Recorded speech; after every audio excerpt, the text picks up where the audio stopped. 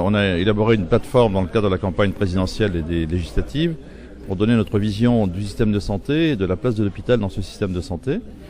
Nous n'avons pas une vision hospitalo-centrée, pensant que l'hôpital est un des maillons de la chaîne, même s'il est un maillon important et qu'il doit être un des maillons les plus forts.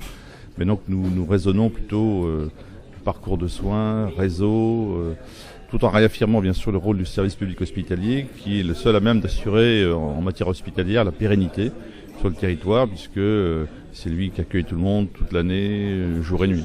Donc c'est cette vision moderne du service public. C'est pas un service public replié sur lui-même, mais un service public ouvert sur les patients, ouvert sur l'industrie aussi, parce que nous considérons que nous avons un rôle à jouer vis-à-vis des industriels français, en tout cas ceux qui produisent en France, parce que nous sommes de gros clients et que nous avons donc tout intérêt pour notre pays, pour l'industrie, pour les hôpitaux, à avoir une industrie forte. Tout à fait. Et précisément, comment vous vous insérez dans la dynamique du pacte de confiance à l'hôpital qui a été enclenché pour les groupes de travail qui ont été réunis? Alors, pacte de confiance, c'est un terme qui est contenu dans la plateforme de la FHF. Donc, c'est un terme que nous a volé, mais au bon sens du terme, la ministre.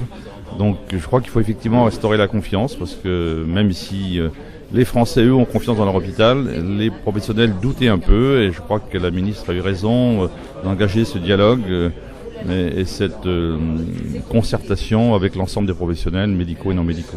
Et un tout petit point pour finir par rapport à la régionalisation de la mise en œuvre de la loi HPST et des ARS, parce que les 3/4 des ARS ont publié à ce jour leur PRS. À l'heure actuelle, comment vous analysez ce processus-là, le travail qu'engagent les ARS et le travail de concertation avec votre fédération?